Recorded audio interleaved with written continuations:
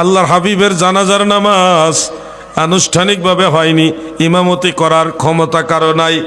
আমার নবী সব নবীদেরও ইমাম, রসুলদেরও ইমাম। সেই সুবাদে সাহাবায়ে কেরাম কি করলেন? আল্লাহর হাবিবের জিসম মুবারক, নূরের জিসম মুবারক প্রিয় নবীজির হুজরা মুবারকের মধ্যে রেখে দিলেন। রেখে একে একে সমস্ত সাহাবারা সোজা এক লাইন ধরেছে। ফাদাখালান নাসু আলা রাসূলিল্লাহি সাল্লাল্লাহু আলাইহি ওয়াসাল্লাম আরসালান ইউসাল্লুনা আলাইহি। পুরুষ লোক সবাই এইভাবে সোজা এক লাইন ধরে একের পর এক একজন একজন করে নবীজির কাছে গিয়ে সালাত সালাম জানিয়েছে, একা একা তাকবীর বলেছে, সালাত ও সালাম জানিয়েছে। এরপরে সমস্ত পুরুষের পালা যখন শেষ, তখন মহিলারা লাইন ধরেছে। সুম্মা দাখালান নিসাউ আলা রাসূলিল্লাহি আরসালান ইউসাল্লুনা আলাইহি। মহিলারাও একের পর এক সবাই নবীজির জিসম মুবারকের কাছে গিয়ে সালাতু সালাম জানিয়েছে। সমস্ত মহিলাদের পর্ব যখন শেষ, তখনই ছোট ছোট বালক বালিকা যারা, তারাও লাইন ধরেছে, একে একে নবীজিকে সালাত এবং সালাম জানিয়েছে।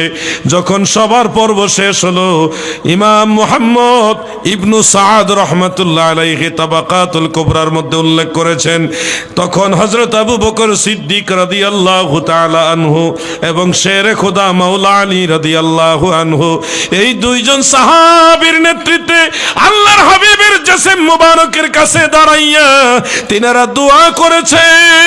ফায়াকুলুন নাসু আমিন আমিন। হযরত আবু বকর সিদ্দিক দোয়া করে, হযরতে শেরে খোদা মাওলা আলী দোয়া করে, আর সমস্ত সাহাবারা আমিন আমিন আমিন বলেছে। সুবহানাল্লাহ।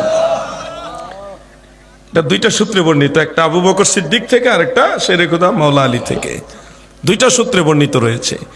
এবং এখান থেকে সুস্পষ্টভাবে প্রমাণিত হয় রাসূল করিম সাল্লাল্লাহু আলাইহি ওয়াসাল্লামের অনানুষ্ঠানিক ইমামবিহীন জানাজার পরে সালাত এবং সালামের মাধ্যমে যে জানাজা হয়েছে, এটা একটা ব্যতিক্রম জানাজা, যেটা অন্যদের বেলায় না, নবীজির জন্য খাস। এই অনানুষ্ঠানিক ইমামবিহীন জানাজার পরে সাহাবায়ে কেরাম সম্মিলিত দোয়া করেছেন। অতএব সাহাবায়ে কেরাম যেহেতু অনানুষ্ঠানিক জানাজার পরেও সম্মিলিতভাবে দোয়া করেছেন, বলুন জানাজার পরে দোয়া জায়েজ নাকি না জায়েজ? এখন আপনি যদি বলেন না জায়েজ, ফতোয়া তো কার উপরে গিয়ে পড়লো? মাওলা আলীর উপরে গিয়ে পড়লো, সিদ্দিক আকবরের উপরে গিয়ে পড়লো, সাহাবায়ে কেরামের বিরুদ্ধে আপনার ফতোয়া গেল।